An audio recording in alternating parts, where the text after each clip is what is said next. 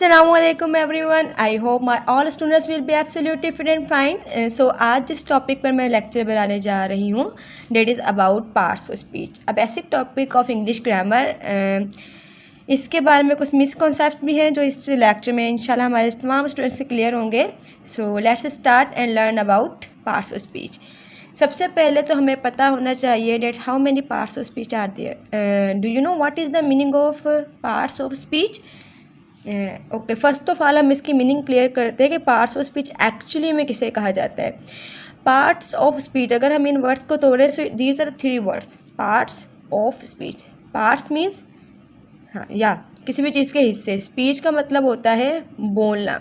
So parts of speech का मतलब होता है ऐसे तमाम वर्ड्स जो हम बोलने के दौरान इस्तेमाल करते हैं, या हम यूँ कहें कि इंग्लिश लैंग्वेज के अंदर, इंग्लिश ग्रामर के अंदर जो भी वर्ड्स लैंग्वेज में स्पीक किए जाते हैं, जो भी बोले जाते हैं, वो तमाम के तमाम वर्ड्स जो हैं वो हम पार्ट्स ऑफ स्पीच में पढ़ते हैं कि कौन सा वर्ड क्या कहलाता है। ठीक है, सो हमारे पास जो पार्ट्स ऑफ स्पीच है वो बेसिकली 8 होते हैं। So there are 8 parts of speech. There are 8 parts of speech. हाँ, कुछ जो स्टूडेंट्स हैं उनका ये कॉन्सेप्ट होता है कि हमारे पास 8 नहीं बल्कि 9 पार्ट्स ऑफ स्पीच होते हैं। तो ये जो है इनका कॉन्सेप्ट थोड़ा सा आगे पीछे है। वो आर्टिकल्स को एक्चुअली में वो 9th जो है वो पार्ट्स ऑफ स्पीच क्लियर कर रहे होते हैं, बट जो आर्टिकल्स हैं वो 9th पार्ट्स ऑफ स्पीच के बजाय वो इन्हीं पार्ट्स ऑफ स्पीच का एक पार्ट है। वो भी इंशाल्लाह मैं इंडिविजुअल लेक्चर के अंदर आपको क्लियर करूँगी कि आर्टिकल्स को हम 9th पार्ट्स ऑफ स्पीच क्यों इंक्लूड नहीं करते। सो बेसिकली हमारे पास ओनली 8 पार्ट्स ऑफ स्पीच हैं, 9 पार्ट्स ऑफ स्पीच नहीं है। अब वन बाय वन हम उन तमाम पार्ट्स ऑफ स्पीच को क्लियर करते हैं। तो सबसे पहले हमारे पास जो वर्ड है या जो पार्ट्स ऑफ स्पीच है वो कौन सा है हमारे पास? Date is obviously noun. Noun को मैं प्रीवियस 1-2 लेक्चर्स में क्लियर कर चुकी हूँ, बट क्योंकि ये कंप्लीट पार्ट्स ऑफ स्पीच पर लेक्चर है, सो यहाँ पे मैं नाउन को आपको अलग से बता देती हूँ कि नाउन किसे कहा जाता है। सो नाउन बेसिकली हम कहते हैं किसी भी नेमिंग वर्ड को, the name of any thing. Noun can be defined as the name of any thing, any person, any place, any thing, any person, any place.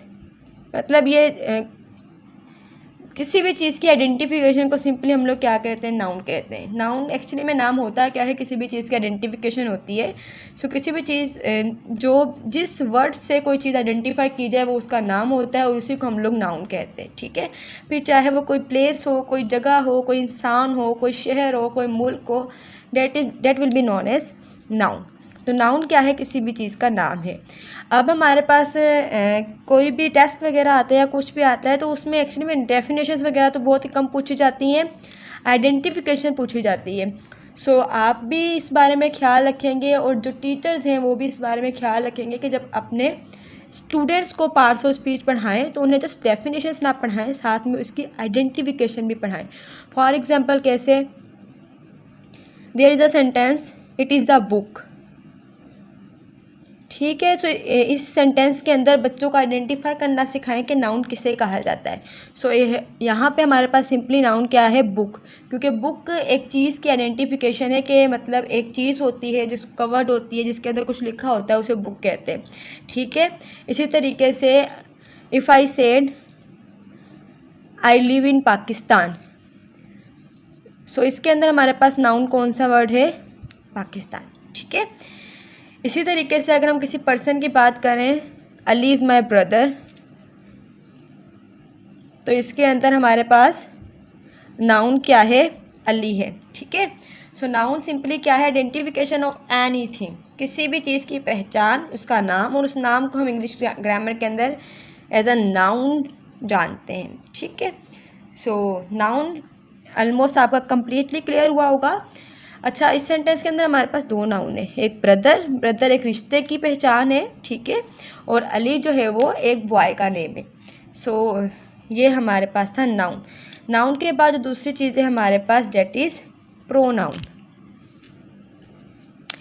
Pronoun भी जो है वो सिंपल टॉपिक है, आई होप कि आपको ये भी समझ में आ जाएगा, बस इसको थोड़ा सा समझने की ज़रूरत पड़ती है। बेसिक जो स्टूडेंट्स हैं वो भी समझेंगे और जो बेसिक क्लियर कर चुके हैं इंशाल्लाह उनके लिए भी इसके अंदर कुछ ना कुछ न्यू ज़रूर होगा। सो हमारे पास जो प्रोनाउन है, प्रोनाउन किसे कहा जाता है? The words that used at the place of noun. ये मोस्ट कॉमन डेफिनेशन है जो हम बचपन से पढ़ते आए हैं कि ऐसे वर्ड जो नाउन की जगह पर इस्तेमाल किए जाते हैं उन्हें प्रोनाउन कहा जाता है। इसका मतलब क्या होता है? इसका मतलब ये होता है कि प्रोनाउन जो हैं वो डायरेक्टली यूज़ नहीं किए जाते, मतलब डायरेक्टली यूज़ नहीं किए जाते बार बार अगेन एंड अगेन। उसकी जगह पे हमें एक नया वर्ड चाहिए होता है, वो नया वर्ड कॉमनली ग्रामर के अंदर क्या होता है? Pronoun. For example if I said Alina is my friend, तो अलीना इज़ माई फ्रेंड, इसके अंदर हमारे पास नाउन कौन से? ठीक है, very good, Alina and friend. Alina और फ्रेंड जो है वो हमारे पास नाउन है। अब अगर मैंने अलीना के बारे में कुछ लिखना है तो मैं बार जो है वो अलीना का वर्ड यूज़ नहीं करूँगी, यानी इस नाउन की जगह मुझे कोई नया वर्ड चाहिए। वो नया वर्ड हमारे पास क्या होगा? She. So I can say that she is my friend, she is honest, she is punctual, she is hard working। मतलब कुछ भी अगर मुझे उसके बारे में इस सेंटेंस के बाद लिखना होगा तो मैं बार बार अलीना का वर्ड यूज़ नहीं करूँगी, शी वर्ड यूज़ करूँगी। और प्रोनाउन का यूज़ भी यही होता है। प्रोनाउन किस लिए यूज़ किए जाते हैं इंग्लिश ग्रामर के अंदर? फॉर एग्जांपल हम कोई पैराग्राफ लिख रहे हैं या हम कोई ऐसे लिख रहे हैं तो उस ऐसे के अंदर नाउन की रिपीटेशन नहीं की जाती, एक ही नाउन को बार बार रिपीट नहीं किया जाता, उसकी जगह नए मतलब दूसरा वर्ड लगाया जाता है। ठीक है, सो हमारे पास बेसिकली जो सब्जेक्टिव प्रोनाउन है जो आमतौर पर यूज़ किए जाते हैं वो प्रोनाउंस कितने हैं? There are 7 pronouns. He, she, it, I, we, you and they. वैसे तो हमारे पास काफ़ी प्रोनाउंस है, उसकी टाइप्स भी है, लेकिन बेसिक प्रोनाउंस जो आम तौर पे यूज़ किए जाते हैं वो ये 7 प्रोनाउंस है। मैं अगेन रिपीट कर दूं, प्रोनाउंस का यूज़ ये है कि हम जब भी पैराग्राफ राइटिंग, ऐसे राइटिंग या कोई भी राइटिंग लिख रहे होते हैं इंग्लिश ग्रामर के अंदर तो उसमें नाउन की रिपीटिशन ना की जाए, इसीलिए हम प्रोनाउंस का यूज़ करते हैं। ये बात आपको बार बार याद रखनी है। ओके, तो हमारे पास जो 7 प्रोनाउंस है इन तमाम प्रोनाउंस का यूज़ अलग अलग है। ठीक है, फॉर एग्जाम्पल अगर हमारे पास ही प्रोनाउन है सो ये यूज़ किया जाता है for the boy, for a single boy. ठीक है, एक बात याद रखिएगा, ही हमेशा एक बॉय के लिए इस्तेमाल किया जाता है। अगर हमारे पास जुमला हो, फॉर एग्जाम्पल हमारे पास ज़्यादा बॉयज़ का जुमला हो, डैश इज़ बॉयज़। ठीक है, ये ग्रामेटिकल सेंटेंस भी गलत है और इसमें प्रोनाउन का इस्तेमाल ही भी नहीं किया जाएगा। ठीक है, ग्रामेटिकल यूँ गलत है कि यहाँ पे इज़ नहीं आएगा और ना ही यहाँ पर हम लोग ही लगा सकते हैं। ठीक है, सो ये सेंटेंस रॉन्ग कंसीडर किया जाता है। ही हमेशा सिंगल बॉय के लिए यूज़ किया जाता है, यानी एक लड़के के लिए इस्तेमाल किया जाता है। इसी तरीके से हमारे पास जो शी है वो एक गर्ल के लिए इस्तेमाल किया जाता है। Similar for the it, it जो है वो भी एक सिंगल चीज़ के लिए इस्तेमाल होता है। अब इट जो है वो किसी एनिमल के लिए भी इस्तेमाल हो सकता है या किसी नॉन लिविंग थिंग के लिए भी। For example it is a book, it's a class, it's a cat, कुछ भी। आई हम अपने लिए इस्तेमाल करते हैं बट हम जब एक होते हैं। ठीक है, सो ये जो हमारे पास स्टार्टिंग वाले 4 प्रोनाउंस जो मैंने लिखे हैं, ही, शी, इट एंड आई, ये हम सिर्फ और सिर्फ सिंगल पर्सन्स के लिए इस्तेमाल करते हैं, सिंगल चीज़ के लिए इस्तेमाल करते हैं। इसमें प्लूरल का कोई कॉन्सेप्ट नहीं होता। इसके बाद जो हमारे पास वी और दे है, ये कम्प्लीटली प्लूरल है। ये सिंगल पर्सन्स के लिए इस्तेमाल नहीं किया जाता है। For example we, if we talk about we हम अपने लिए इस्तेमाल करते हैं, लेकिन हम सिंगल नहीं होते उस वक्त। जब हम अपने यानी एक से ज़्यादा होते हैं तो हम वी का इस्तेमाल करते हैं। इसी तरीके से जब हम किसी दूसरे पर्सन की बात कर रहे होते हैं वहाँ पे हम लोग दे लगाते हैं, लेकिन वो पर्सन एक नहीं होता, देन वो पर्सन 2 या 2 से ज़्यादा होते हैं, तो उनके लिए हमने क्या लगाना है? दे। अच्छा, अगर हम यू की बात करें, यू हम एक पर्सन के लिए भी इस्तेमाल कर सकते हैं और एक से ज़्यादा लोगों के लिए भी इस्तेमाल कर सकते हैं। For example I can say you are a student, यानी मैंने यहाँ पर किसकी बात की है? मैंने एक स्टूडेंट की बात की है, यानी एक सिंगुलर पर्सन की बात की। ठीक है, so you are a student, आप एक स्टूडेंट हैं। यहाँ पे मैंने यूज़ का इस्तेमाल किया इसी तरीके से अगर ये सेंटेंस होता प्लूरल, सो हम कह सकते थे यू आर स्टूडेंट्स। ठीक है, ऊपर सिंगुलर वर्ड लिखा हुआ है स्टूडेंट, नीचे प्लूरल है स्टूडेंट्स। तो हम यू जो है वो सिंगुलर के लिए भी इस्तेमाल करते हैं एज वेल एज प्लूरल के लिए भी इस्तेमाल करते हैं। तो यहाँ पर हमने अपने 2 पार्ट्स ऑफ स्पीच क्लियर किए। नाउन, आइडेंटिफिकेशन ऑफ एनीथिंग, नाम किसी भी चीज़ का नाउन कहलाता है। प्रोनाउन, ऐसे वर्ड जो नाम की जगह पर इस्तेमाल होते हैं, और इन्हें क्यों इस्तेमाल किया जाता है नाम की जगह पर, क्योंकि हम लोग नाउन को बार बार रिपीट नहीं करते हैं। ओके, अब थर्ड पे आते हैं। हमारे पास जो थर्ड पार्ट्स ऑफ स्पीच है हमारे पास, डैट इज़ वर्ब। वर्ब जो है यूँ कहने के बैकबोन है ग्रामर की या लैंग्वेज की या स्पीकिंग की। इंग्लिश बोलना है तो आपको जितने ज़्यादा वर्ब्स आते होंगे आप उतने इजीली इंग्लिश बोल पाएंगे। ठीक है, सो वर्ब कहते हैं किसे? Verb are the action words, यानी ऐसे तमाम के तमाम वर्ड जिससे कोई ना कोई एक्शन जाहिर हो रहा होता है उसे हम लोग वर्ब कहते हैं। ठीक है, अब इसकी एग्जांपल के अंदर हमारे पास क्या आता है? गो, वॉक, रन, टॉक, कुछ भी। ठीक है, ये हमारे पास वर्ब कहलाते हैं। वर्ब कोई भी काम, अब स्लीपिंग भी हो सकता है, ईटिंग भी हो सकता है, walking, drinking, running, talking, learning, teaching, कुछ भी, यानी सीखना, सिखाना, पढ़ना, पढ़ाना, एनीथिंग, मतलब कोई भी एक्शन, कोई भी मूवमेंट, वो हमारे पास क्या कहलाएगी? वर्ब कहलाएगी। बेसिकली हमें कहा जाता है ना हम कोई काम नहीं करते, तो वर्ब हमारे पास काम ही है। जब भी कोई पर्सन आपको बोले कि आप काम नहीं करते, उसे एक लंबी वर्ब की लिस्ट गिनवा दें। We play 1000 role in a day. ठीक है, मतलब एक दिन के अंदर हम बहुत सारे वर्ब परफॉर्म कर रहे होते हैं। For example, early in the morning, सोकर उठना वर्ब है। ब्रश करना, फेस वॉश करना, हैंड वॉश करना, ब्रेकफास्ट करना, इसके अलावा स्कूल जाना, वहाँ पे बुक्स ओपन करना, बुक्स क्लोज करना, बैग ओपन करना, बैग क्लोज करना, असेंबली अटेंड करना, असेंबली में परफॉर्म करना, उसके बाद पूरे दिन क्लास के अंदर लर्निंग करना, डिफरेंट बुक्स को पढ़ना, वो सारे के सारे हमारे पास वर्ब के अंदर इंक्लूड किए जाते हैं। इवन टीचर्स के कहने पे खड़े होना, टीचर्स के कहने पे बैठ जाना, पानी पीने जाना, ब्रेक करना, रेसेस में जो प्लेइंग वगैरह होती है वो सारा कुछ करना, सारा के सारा हमारे पास वर्ब के अंदर आता है। ठीक है, तो वर्ब हमारा मतलब हर दिन का हर एक्शन वर्ब है। ठीक है, so verb are the action words. अच्छा, वर्ब की भी आपने आइडेंटिफिकेशन रखनी है। जो वर्ड एक्शन परफॉर्म कर रहा होगा वो वर्ब है, जो नहीं कर रहा होगा वर्ब नहीं है।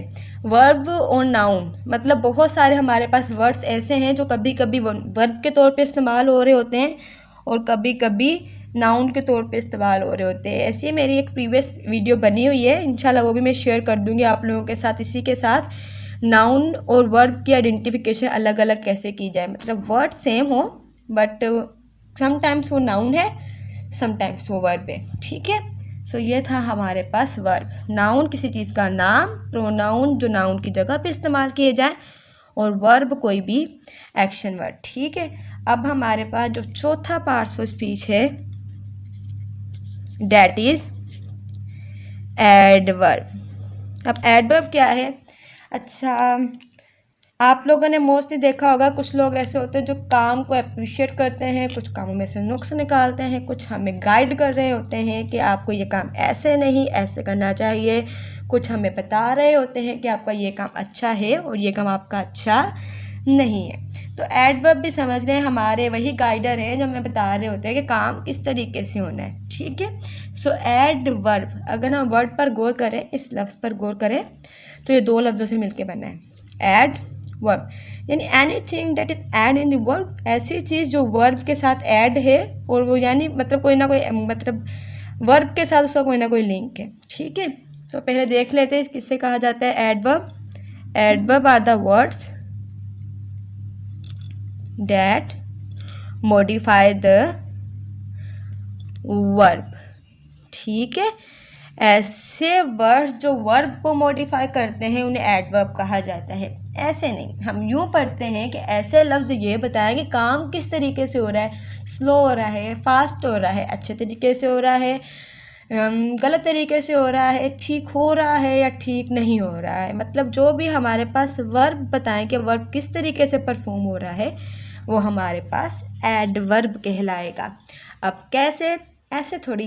ग्रामर की सबसे ख़ास बात ये होती है कि डेफिनेशन से ज़्यादा एग्जाम्पल्स पर फोकस करके एक स्टूडेंट अच्छे से पढ़ सकता है। सो हम एडवर्ब की भी एग्जाम्पल देख लेते हैं। सो हमारे पास एडवर्ब की एग्जाम्पल है, फॉर एग्जाम्पल शी स्पीक्स। पहले तो आप लोग मुझे ये बताएं इसमें स्पीक्स क्या है और शी क्या है। मैंने पहले ही कह दिया था स्टार्टिंग के अंदर, पार्ट्स ऑफ स्पीच पढ़े और आपने आइडेंटिफिकेशन नहीं सीखी तो यानी आपका पढ़ना वेस्ट है, ठीक है। सो शी हमारे पास नाउन है, प्रोनाउन है, इट इज़ प्रोनाउन। और स्पीक बोलना, बोलना क्या है, वर्ब है। सो शी स्पीक्स वो बोलती है, हमें नहीं मालूम वो कैसे बोलती है, नाइसली बोलती है, स्वीटली बोलती है, फास्टली बोलती है, स्लोली बोलती है। लेकिन अगर हम इसके अंदर आगे एक वर्ड यूज कर लें, शी स्पीक नाइसली, यानी वो अच्छे तरीके से बात करती है, ठीक हो क्या। सो नाइसली वर्ड हमारे पास क्या कहलाएगा, या एडवर्ब कहलाएगा, ठीक है। यानी इसने बता दिया कि एक्शन किस तरीके से परफॉर्म हो रहा है। इसी तरीके से ही रन्स मतलब या वो भागता है, इसमें ही जो है वो प्रोनाउन है और रन जो है वो वर्ब है। सो ही रन्स कैसे भागता है वो, for example he runs fastly, वो तेज़ी से भागता है। सो फास्टली वर्ड भी हमारे पास क्या हो गया, एडवर्ब हो गया, ठीक है। इसी तरीके से टुमारो आई विल कम एक सेंटेंस है जिसके अंदर ये कहा जा रहा है कि कल मैं आऊँगा। ये आप लोगों के लिए थोड़ा चैलेंज है, इसमें गैस करें पहले तो कि वर्ब कौन सा है, ठीक है, कम वर्ब। चैलेंज ये नहीं था, आपको लगा कि ये चैलेंज है। चैलेंज ये है कि गैस करें इसके अंदर एडवर्ब कौन सा हो सकता है। इसके अंदर एडवर्ब जो है वो टुमारो है, ठीक है। इसको हम कहते हैं एडवर्ब ऑफ टाइम। इंशाल्लाह एक लेक्चर ऐसा भी बनाया जाएगा जिसमें डिटेल होगी। अब टुमारो आई विल कम यानी कल मैं आऊँगा। अब जो मेरा एक्शन परफॉर्म करने का टाइम है वो आज का नहीं है, ना ही मैं अभी कर रहा हूँ एक्शन परफॉर्म। ये एक्शन मैंने कब परफॉर्म करना है, टुमारो, यानी किसी ना किसी तरीके से मैंने मॉडिफाई कर दिया है वर्ब को, ये एक्शन जो है वो कल परफॉर्म किया जाएगा। तो इसके अंदर जो टुमारो है वो हमारा एडवर्ब है, ठीक है। सो एडवर्ब सिर्फ ये फास्टली, नाइसली, क्विकली, रैपिडली यही नहीं होते। इस तरीके से टुमारो, टुडे, ऑलवेज, समटाइम्स, यानी कोई भी वर्ड आइडेंटिफाई करना है आपको, जुमला पढ़कर उसका मतलब समझना है और तब आपको कैस करना है कि ये वर्ब को मॉडिफाई कर रहा है या नहीं कर रहा, ये वर्ड नाउन के तौर पे इस्तेमाल हो रहा है या ये वर्ड एक्शन परफॉर्म कर रहा है। आप जितनी ज़्यादा इसकी प्रैक्टिस करेंगे उतनी ही आपकी ग्रामर क्लियर होगी। सो पार्ट्स ऑफ स्पीच इतने नॉर्मली बेसिक होते नहीं हैं, ये डिपेंड आप पे करता है कि आप किस तरीके से उसको पढ़ते हो, ठीक है। सो एडवर्ब का आपने ख्याल रखना है, जब भी सेंटेंस पढ़ें अगर आपको लगे कि ये वर्ब को मॉडिफाई कर रहा है तो वो हर हाल में एडवर्ब होगा, ठीक है। So this was adverb. चलिए एक और एग्जाम्पल कर लेते हैं। समटाइम्स आई टेक टी, अक्सर या कुछ कभी कभी ऐसा होता है कि मैं चाय ले लेती हूँ, मैं चाय पी लेती हूँ। इसके अंदर गैस करें कौन सा हो सकता है, मुझे ऐसा लगता है कि इसके अंदर आप इजीली गैस कर लेंगे। इसके अंदर इंटरेस्टेड बात यह है कि इसके अंदर जो हमने ऊपर 3 पढ़े हैं, जो चौथा पार्ट्स ऑफ स्पीच पढ़ा है, सारे के सारे आइडेंटिफाई करें इसके अंदर नाउन, प्रोनाउन, वर्ब और एडवर्ब कौन सा होगा। पहले आप गैस करें, देन मैंने तो आपको बताना ही है। ठीक हो गया। चलें जी, जो टी है वो चाय है, आप लोग गैस के मुताबिक आप बताएं क्या होगा और मैं अपने नॉलेज के मुताबिक बताती हूँ कि ये टी जो है वो क्या है, नाउन है। टी लवर्स को तो पता होगा कि टी नाउन है, ठीक है। उसके बाद जो प्रोनाउन है वो हमारे पास क्या है, आई हमारे पास क्या है, प्रोनाउन। टेक यानी लेना, ठीक है। तो टेक हमारे पास क्या है, इट इज़ वर्ब, ठीक। और समटाइम्स यानी कभी कभी मैं चाय लेती हूँ, तो कभी कभी हमारे पास क्या हो जाएगा, एडवर्ब हो जाएगा। सो ये सारे के सारे जो हमने ऊपर पार्ट्स ऑफ स्पीच पढ़े थे ये हमारे पास एक्सीडेंटली सही हो गया, ठीक हो गया। So this was parts of speech, 4 parts of speech. हम आगे चलते हैं और बाकी के पार्ट्स ऑफ स्पीच पर चलें। हम नेक्स्ट मूव करते हैं और पढ़ते हैं हमारे अगले पार्ट्स ऑफ स्पीच के बारे में, ठीक है। सो लेट्स स्टार्ट। हमारा जो नेक्स्ट पार्ट्स ऑफ स्पीच है वो है हमारे पास एडजेक्टिव, ठीक है। सो 5th वन जो है वो हमारे पास क्या है, that is about adjective. Adjective भी जो है वो बहुत इंटरेस्टेड पार्ट्स ऑफ स्पीच है। अब कुछ हमने लास्ट टाइम कहा ना एडवर्ब के अंदर के कुछ लोग ऐसे होते हैं जो हमारे काम हमें बता रहे होते हैं, हमें गाइड कर रहे होते हैं कि काम आपको काम किस तरीके से करना है। इसी तरीके से हमारे पास जो कुछ लोग हैं वो हमें हमारे बारे में भी बता रहे होते हैं कि आप इस चीज़ में अच्छे हो और इस चीज़ में अच्छे नहीं हैं, ठीक है। या हम ही बाज़ार से कोई चीज़ लेने जा रहे होते तो हम कहते हैं नो नो नो, ये चीज़ जो है वो हमारे काम की नहीं है, ये अच्छी नहीं है और ये चीज़ अच्छी है, ठीक है। यानी किसी भी चीज़ की क्वालिटी बता रहे होते हैं, किसी भी नाउन की क्वालिटी बता रहे होते हैं, या फिर हम उसकी क्वांटिटी बता रहे होते हैं। फॉर एग्जांपल आप मार्केट वगैरह जाते हैं तो आपकी कोई सिस्टर या कोई आपसे कोई सामान मंगवाता है तो एग्जैक्टली कह रहा होता है मुझे 2 पेंसिल्स चाहिए, आई नीड 2 पेंसिल्स, ठीक है। तो यानी वो नाउन की क्वांटिटी भी बताता है। तो यानी हम अपनी रेगुलर लाइफ के अंदर ऐसे वर्ड भी इस्तेमाल करते हैं जिसमें हम किसी की क्वालिटी बता रहे होते हैं, हम किसी की खासियत बता रहे होते हैं, किसी चीज़ की तादाद बता रहे होते हैं। सो वो वर्ड हमारे पास क्या कहलाते हैं? एडजेक्टिव। लेट्स सी कि डिफाइन कैसे किया जाता है एडजेक्टिव को। Adjective are the words that show the quality और क्वांटिटी ऑफ नाउन और प्रोनाउन। क्वालिटी और quantity, these are the two main words for the adjective, quality और क्वांटिटी। अब किस चीज़ की क्वालिटी और क्वांटिटी? ऑफ नाउन और प्रोनाउन। किसी भी नाउन की या प्रोनाउन की खासियत बताना या उसकी क्वालिटी बताना या उसकी क्वांटिटी बताना, वो हमारे पास क्या कहलाता है?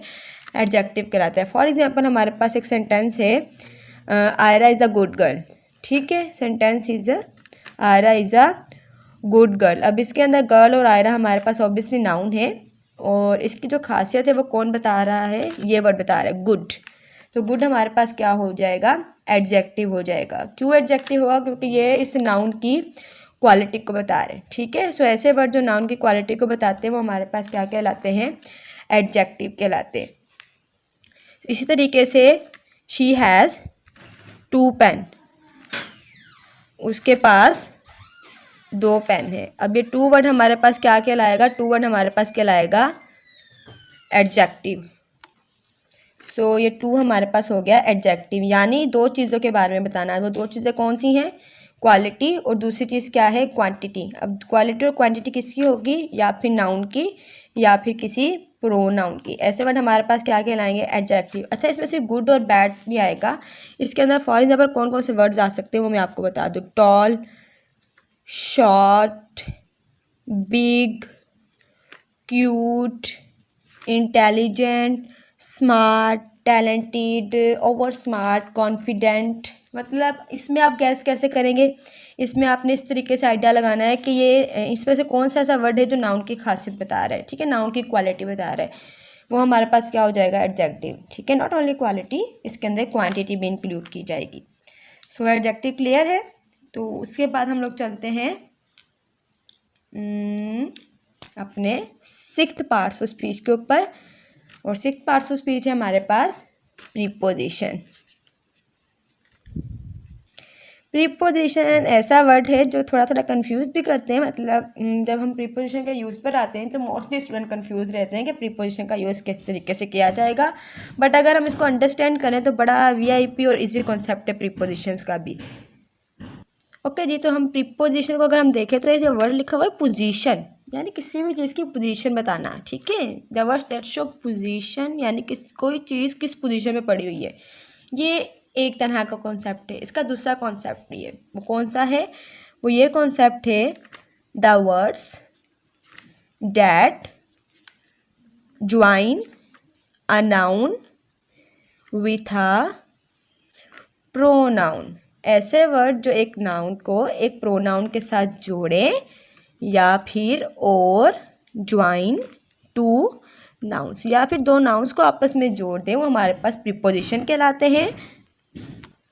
एंड कंप्लीट अ सेंटेंस, ये लाजमी है, ठीक है। नाउन को प्रोनाउन के साथ जोड़ें और साथ में सेंटेंस को कंप्लीट करें, वो हमारे पास क्या कहलाते हैं? प्रीपोजिशन। फॉर एग्जाम्पल हमारे पास एक जुमला है, book is on the table, ठीक है। बुक कहाँ पर है? टेबल पर है। अब देखिए ये दोनों काम करेंगे। दोनों काम कैसे करेंगे?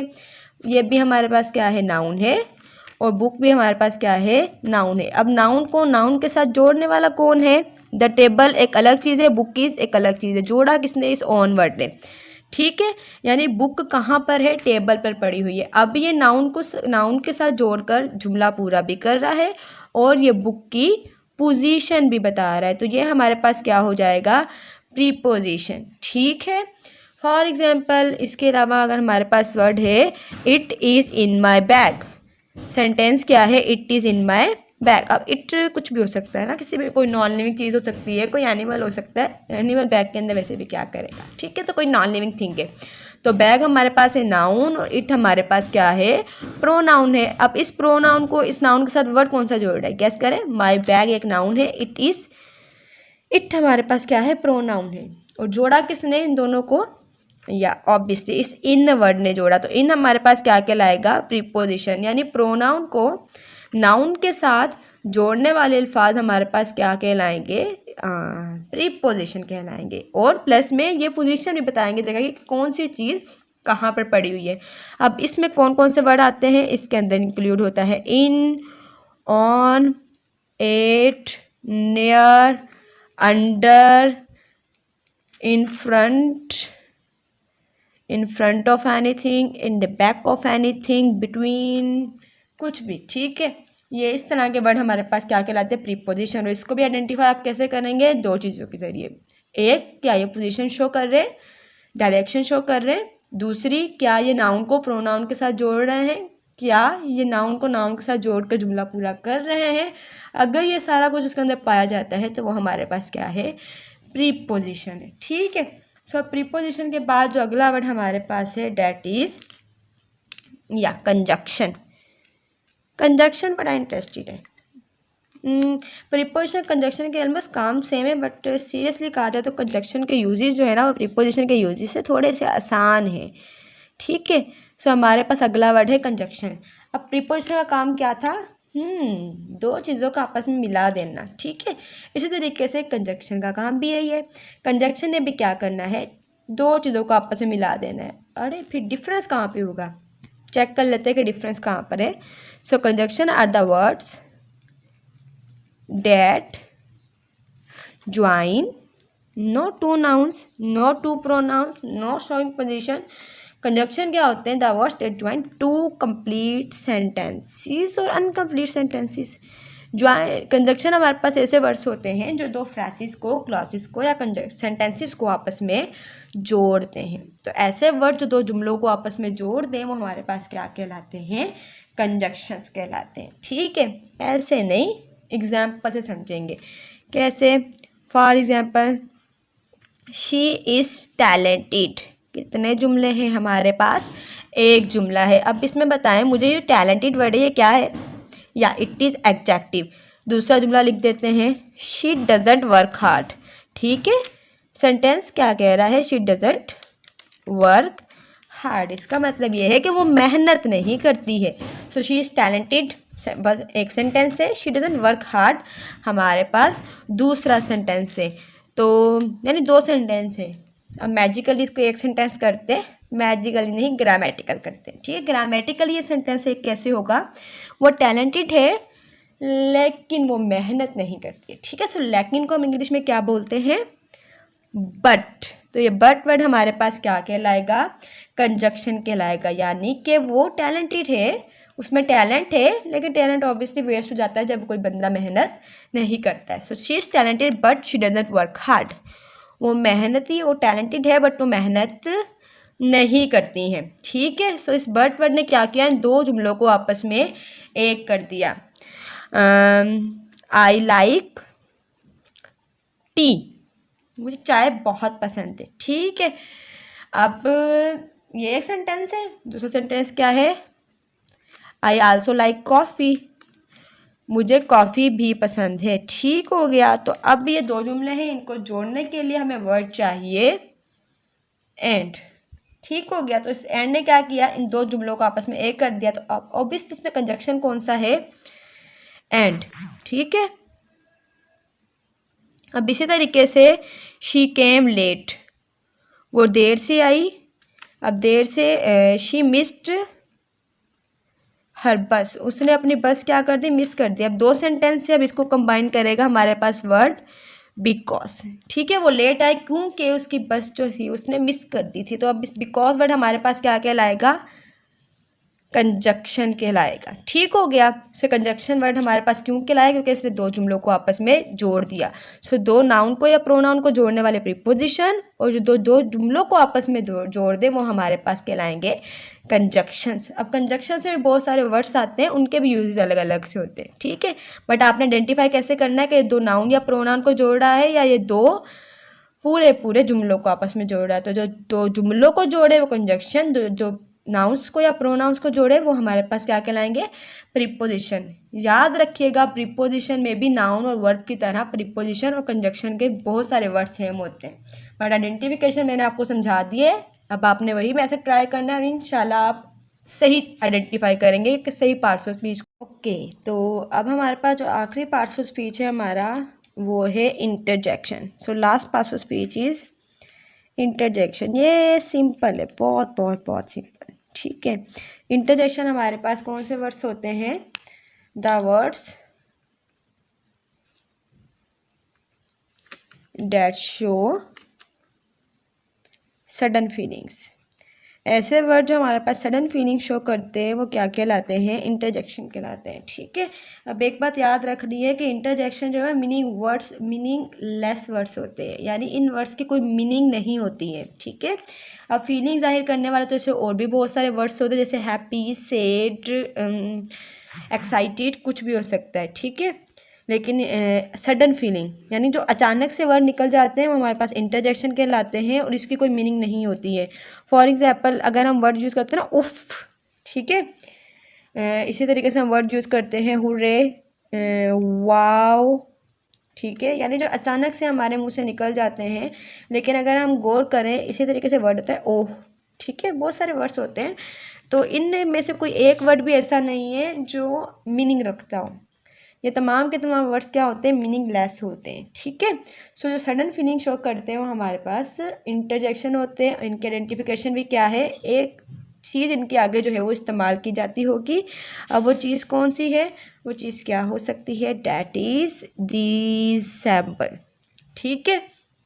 Now what is it, it is a sign of exclamation, ठीक है, इसे हम एक्सक्लेमेशन मार्क कहते हैं।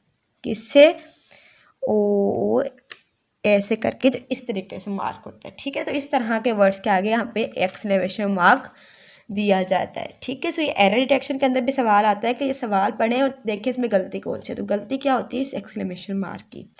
तो ये थे हमारे पास पार्ट्स ऑफ स्पीच। मैंने कोशिश की है कि आपको इनकी आइडेंटिफिकेशन भी साथ साथ सिखाई जाए क्योंकि ये मोस्ट इंपॉर्टेंट होती है।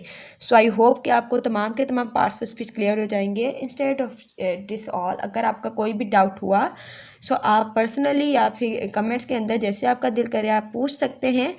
नेक्स्ट लेक्चर में इंशाल्लाह हम लोग टेंसेस को भी क्लियर करेंगे और आहिस्ता आहिस्ता करके हम अपनी सारी ग्रामर की सारे कन्फ्यूजन्स क्लियर कर लेंगे, ठीक है। तब तक के लिए अपना ख्याल रखिएगा। अल्लाह हाफिज़।